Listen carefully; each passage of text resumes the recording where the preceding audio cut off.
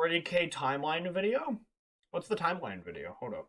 I think you mentioned that. I just didn't see it. Oh, this? Is it this video? Okay, I have not seen this. We're watching it now. In the grim darkness of the 41st millennium exists the Empire of Man, a backwards carcass of an empire comprised of many devoted forces, gigantic robot knights, religious machine cultists, and incredibly heavily armored women, most likely with sweltering abs. Yes, sir! You must know what those abs taste like. Sweet six-pack, baby! Yes, sir!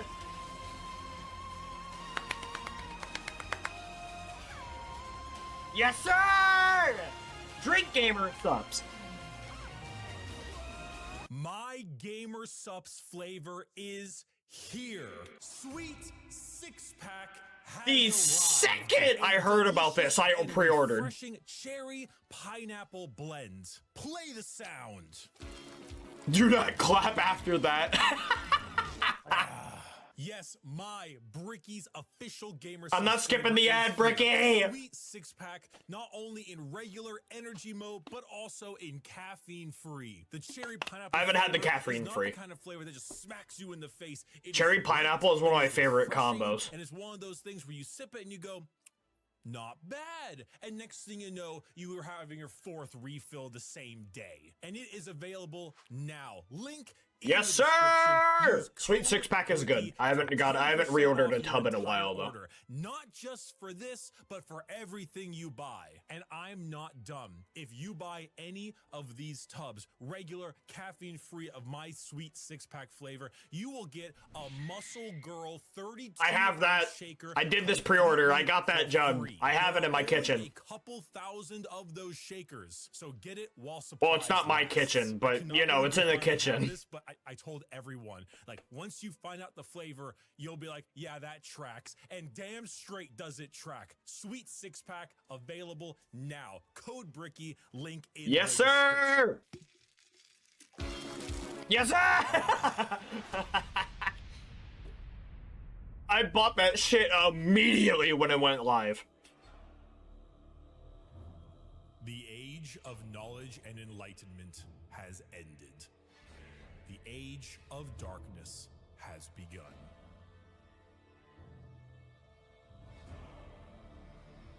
Fix that. 60 million years Get a cup. ago, there existed aliens. And these aliens had short, painful lives. They belonged to radiation-stricken worlds and often died of various cancers before the age of 30. These aliens, the Necron tier, looked up to the stars and found extreme beings of real power. Get money and then buy a gamer subs cup. Create life, the old ones of the galaxy. They asked these old You can pay your ones, bills later. please cure us of our ailments. To which the old ones said, piss off. So the Necron tier gathered together and did the sensible thing.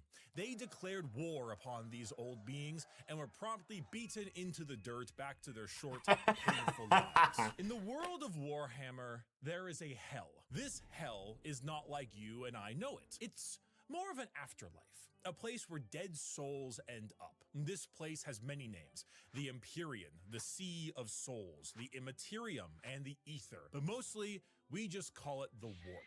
While you and I know of hell as a place of horrors and punishment, the Warp isn't really that. Not in the beginning. It's energy, but the kind of energy formed from thought and soul. Psychic energy, where the dead souls of people end up in a place that is impossible to understand. No laws of reality exist. Like, time is merely a suggestion, and it is not something that can be braved easily. The Warp would be like sailing the ocean in a pirate movie. To jump from your ship would be certain death. To stay in the sea for too long on your boat could drive a man mad. And there are many dangerous things lurking in those depths. Yet, the sea is not evil. It simply is. Mostly. There are more malevolent beings in those waters. Oh, that art goes hard. You do not sail towards. This would be known as the realm of chaos. The realm of chaos exists in the Warp as a special area led by 3 chaos gods: Khorne, the god of combat, murder, and Corn slaughter, aura and a pile farming. of skulls taken in his name. Tzeentch, god of change, mystery, and deceit. A We know who confusing all these are. paradox of lies, schemes, and sorceries. And Nurgle, god of rot, pestilence, and Genshin impact. All things rot in the end. And Grandfather Nurgle is waiting for you with open arms. These gods ruled their respective realm in the warp, sending their many followers against each other in the great game to be the most powerful of all the gods. So the warp exists. Hell is real, parallel to our galaxy, with the realm of chaos and its gods fighting for control. But there are also gods of real space, gods of the normal world too. They're called Catan, and they eat stars. You think God stays in heaven because he too lives in fear of what he's created? These star gods saw the plight of our poor Necrontyr and how the old ones cast them aside and said, you know what? You guys want immortality? Oh, we will make it happen. We are the gods of the tangible, of real space. We can give you a cure. So then they ate all their souls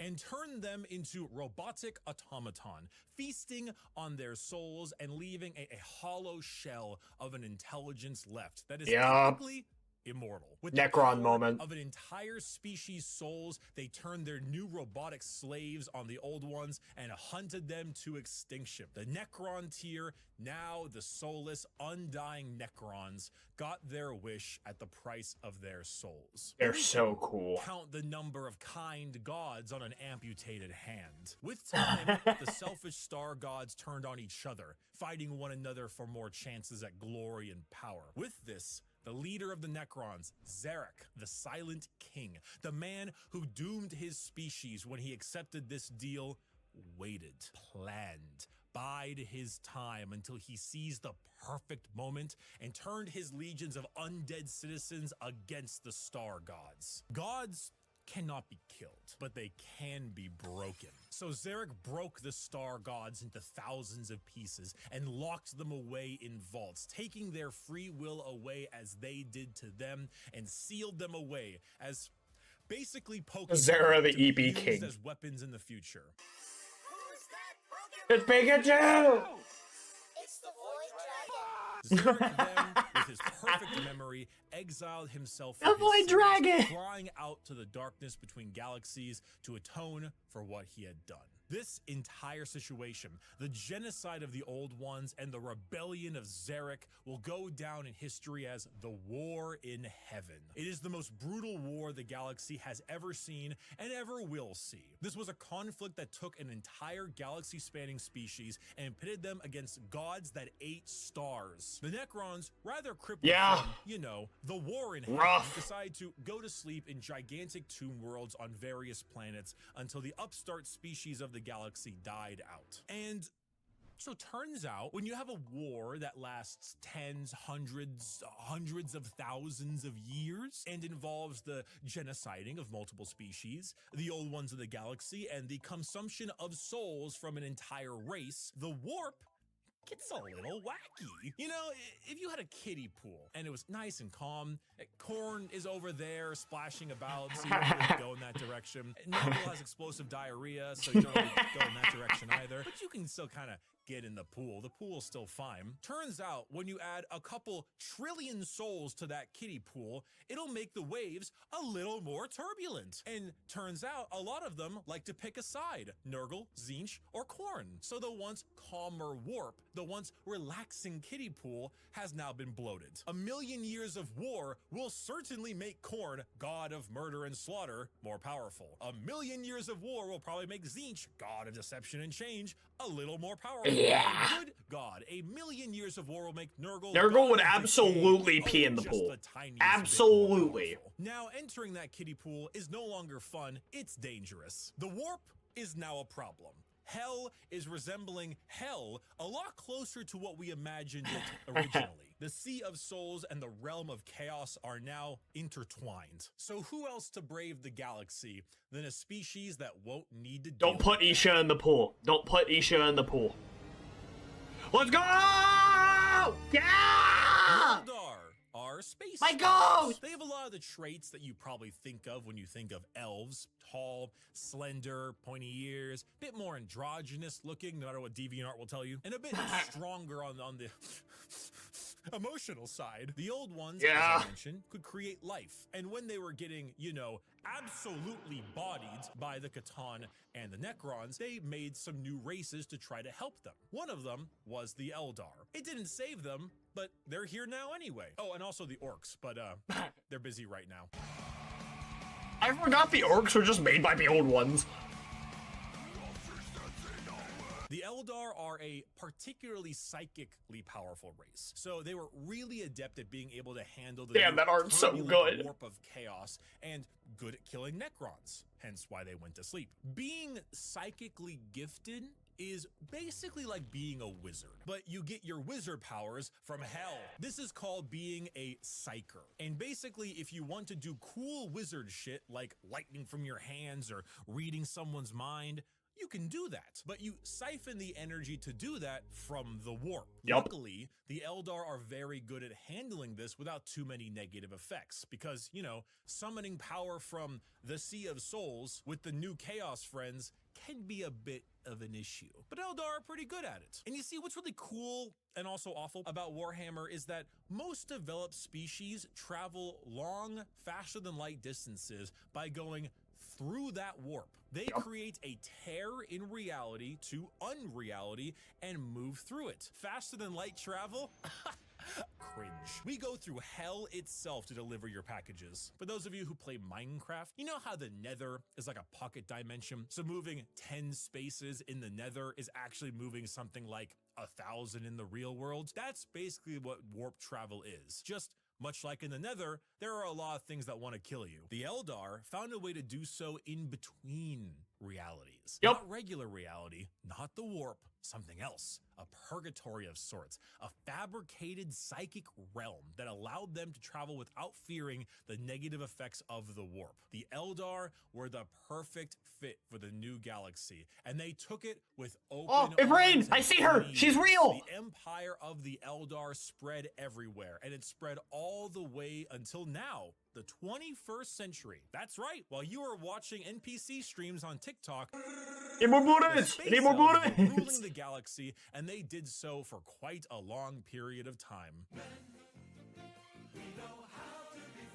The 21st century came and went. Humanity grew and grew, all under the nose of their elf overlords. At this time, humans advanced, your classic sci-fi style way. We began to expand, colonize our solar system, terraformed our planets, created new and more powerful machines and starships. The age of Terra, also known as Earth, but we call it Terra here, was here, and existed between the 21st century all the way until the 15th millennia. Not much is known about this time, not much needs to be known. Humanity grew up, sought the stars. It's classic. Then came the years between 15,000 and 25,000, the age of technology, or to some, the dark age of technology. This is when humanity reached It's becoming real. apex of technological understanding. When you think of sci-fi, there's a lot of things you can think of. Star Trek, maybe Star Wars style. You can go cyberpunk dystopian. The age of technology was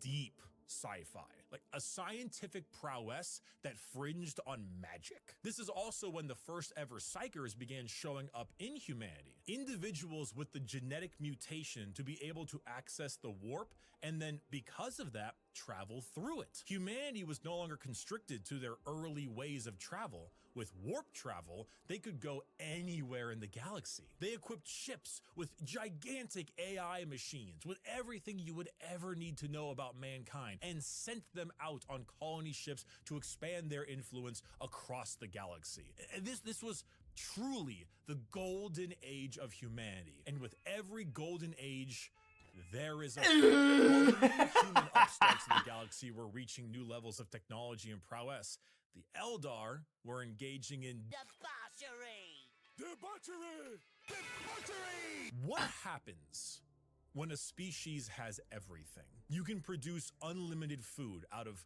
nothing. Your need for farmers and workers, gone. You have dominated the Ah. stars and have created a fast travel system that doesn't rely on the dangers of the warp. You have nothing else to do. You have no struggles, no problems, and feel as if there is nowhere else to go. Well, you begin to experiment. The Eldar started harmless. You get a little curious. Take a serious interest in your species' culture, your arts, paintings, poems, plays. These are Eldar, elves, remember? Their emotions are heightened, more powerful than us humans. So your plays get louder. They start to push on the limits of your hearing ability. Your music becomes different, more deranged. It pushes the boundaries of what is art. The visual spectacle of art becomes more bizarre, more delusional, more eccentric. And let's not forget a very important sense.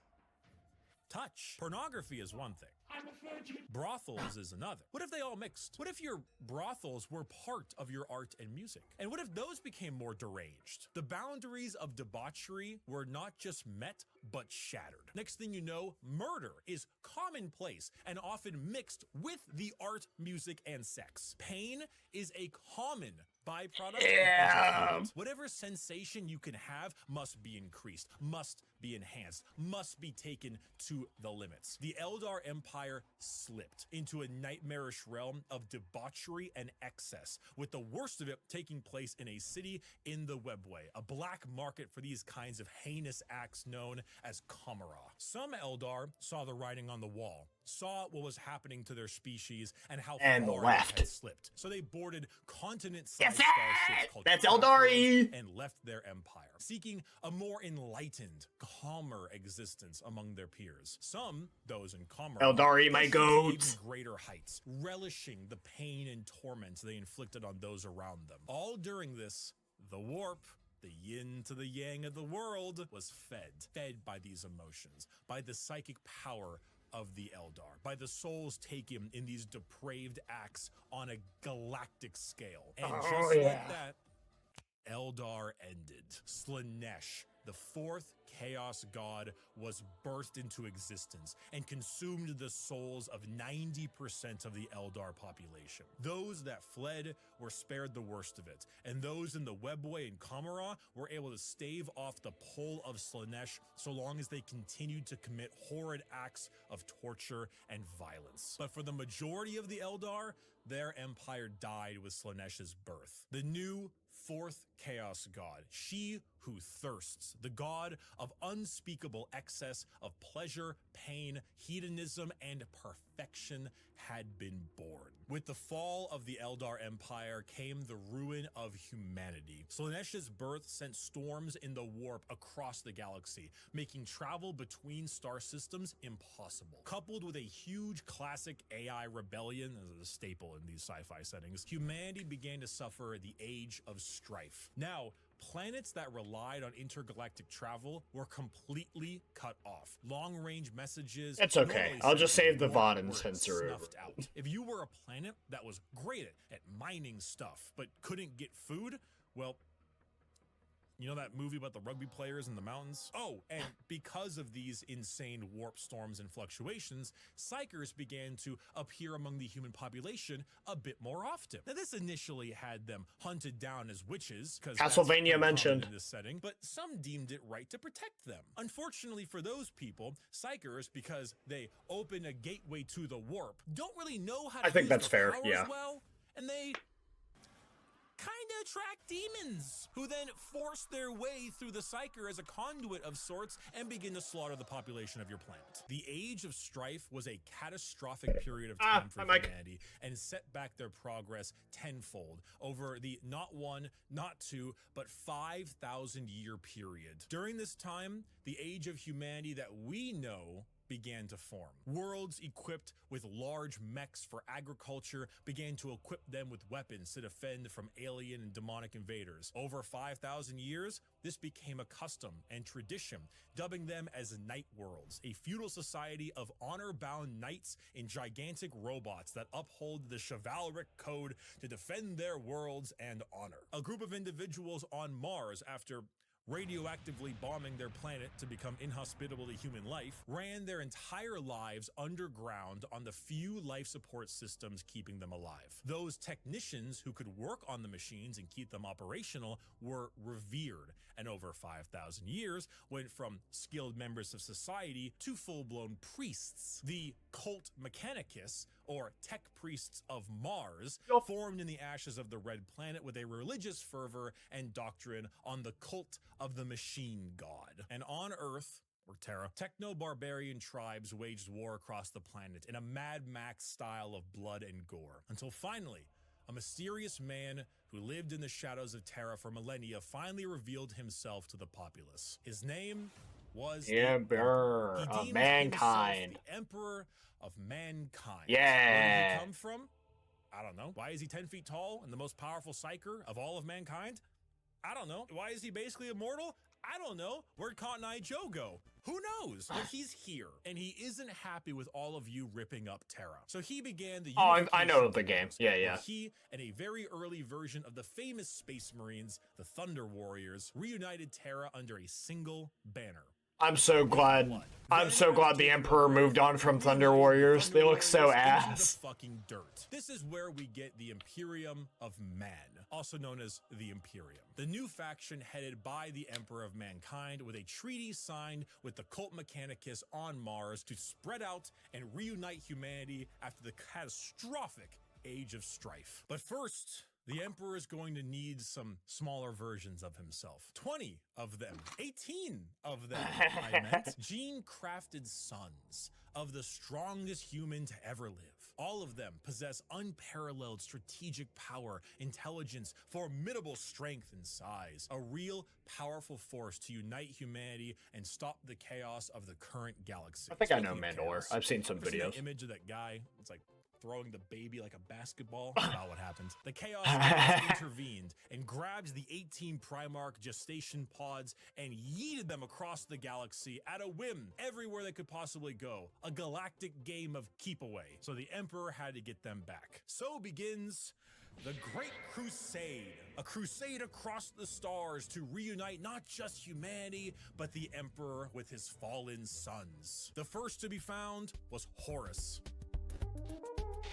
one of the strongest and most noble sons. The Emperor carried with him a legion of newly crafted warriors with genetic material made from their Primarch father. These are the newly made Space Marines. For Horus, his were the Luna Wolves. And as the Emperor continued on his crusade, he found more and more of his sons, reuniting them with their individual. Yeah, Horus sounds like such a cool guy. Leman Russ, the cunning hunter with the Space Wolves. Rogel Dorm, the Phalanx with the Imperial Fists. Angron, the Barbarian, the very angry with his World Warriors. Fulgrim, the Perfect, with his Emperor's Children. And Jagatai Khan, the Swift, the Stoic, and his White Scars. Those were just some of the 18. And Alfarius memes, got it. Lost Primarch sons were returned to him, and their Space Marine legions returned to them. The Great Crusade saw humanity once again reconquer the stars, returning worlds of humanity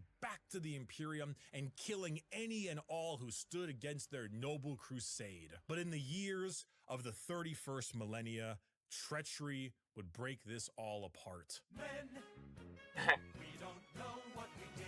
Horus, the Emperor's most beloved and favored sons, named War Master for the Crusade, succumbed to the power of chaos and daddy issues. All because of that bastard Erebus. Yo, fuck Erebus. Slowly, Horus would become corrupted, turning the Emperor's sons. Horus would never, bro. This begins the most pivotal moment in our story, and the one that has like 50 books written about it, the Horus Heresy.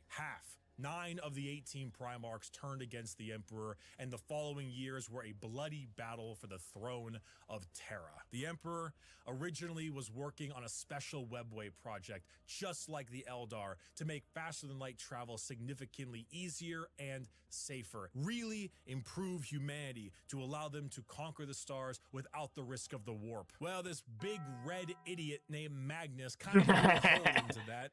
literally and figuratively. So Big E over there is stuck on a gigantic golden throne, holding back the oncoming rush of demons and powering the Astronomicon, basically a big North Star for people who are sailing in the warp to help them navigate. The Horus Heresy saw many loyalist and traitor legions pitted against each other in a bloody war until it reached Terra itself. Horus, unable to break through the lines and with time running out, made a gambit and opened his ship up to be boarded. The Emperor took this challenge, quickly allowing someone else to take control of the throne as he teleported his way onto Horus's flagship, the Vengeful Spirit. The Emperor, unable to truly kill his most beloved son, changed his mind right quick when Horus strangled the life out of his other son, Sanguinius. Oh no!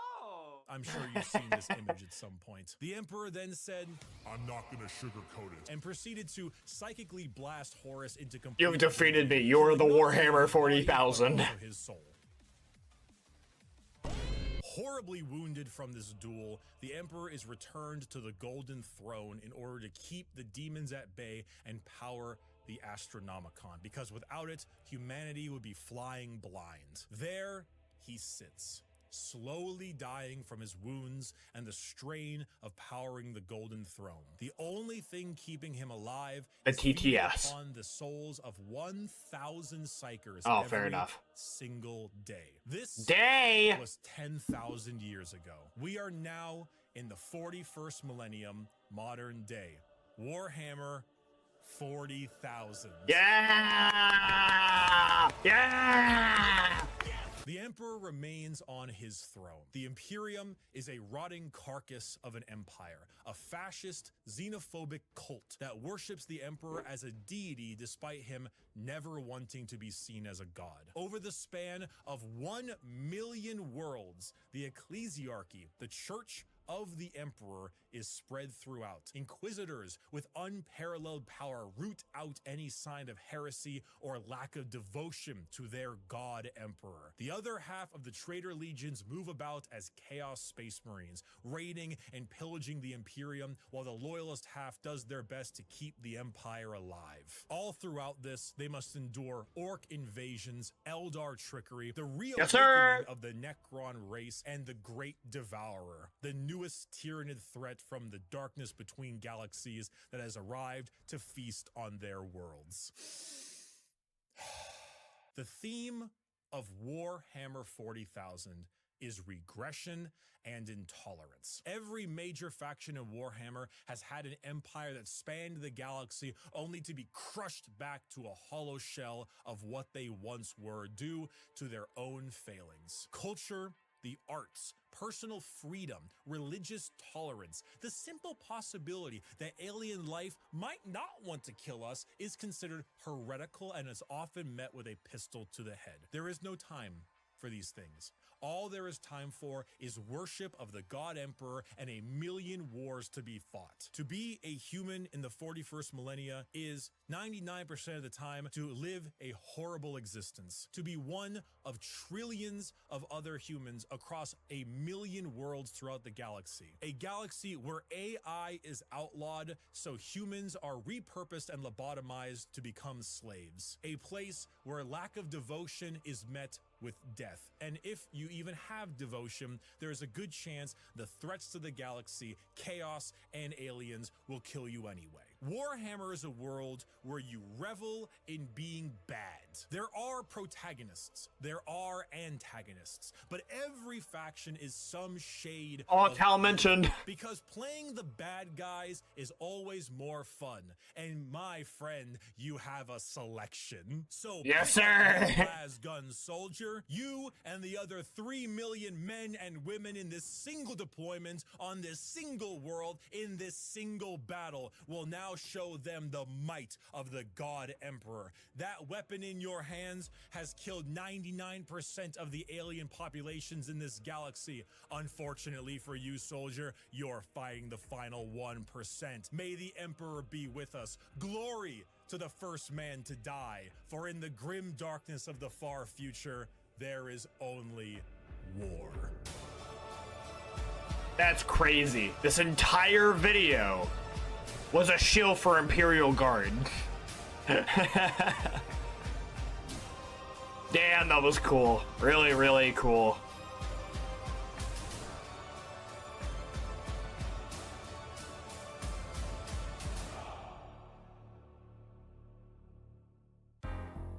The indomitable human spirit. Thank you, everyone. I hope I have helped teach you about Warhammer. If you are a brand new person and you want to get a bit more about the world, there are multiple books that do a great job at showing off how the entire universe operates. For the most part, Warhammer is a setting, and often stories are told in that setting with a Warhammer coat of paint. Gaunt's Ghosts is Band of Brothers, but Warhammer. It's honestly one of my #1 recommendations for new people. Assassinorum Kingmaker is an assassin novel involving those night worlds. This is Mission Impossible, but Warhammer. Bloodlines That sounded is cool. Blade Runner, but Warhammer. And the list goes on and on. If I had to recommend a brand new novel for a first-time Warhammer enjoyer, these are the 4 I would recommend. Horus Rising, Caiaphas Cain, First and Only Gaunt's Ghost, and Infinite and the Divine. They are all fantastic novels, and they will get you acquainted with the world without needing to know too much. Thank you all so much for watching this video.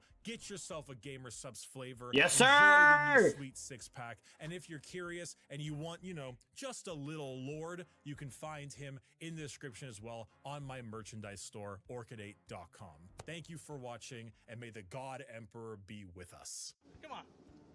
Obviously, you're a skater. Yes, sir! Another Bricky banger, baby! You're getting a like from me, gamer. Another Bricky banger, baby. Warhammer continues to be pretty damn cool. Damn! Alright, we were gonna watch up until the last video, but we extended it with this one. I'm glad we did. That was a great time. I will call stream soon, shortly, however. I have to get back to editing, and I must review what my homunculus sent me as a clip, and I will go over it. Everyone that hung out with me, start to ripping off every cool thing in the 80s as a sound plan. Alright, everyone that stuck around for stream start to finish, again, thank you so much for hanging out. This was a blast, and it was even more enjoyable having chat with me start to finish. Thank you again, the Levin Storm, for the raid. Thank you to Phobos and Pumpkin for the gift subs. You guys are gamers. Omega gamers. Everyone that hung out today were gamers. Ah!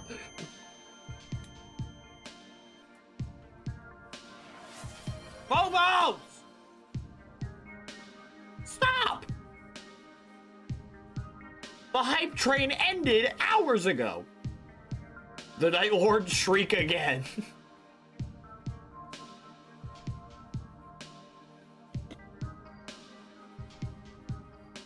You guys are goobers.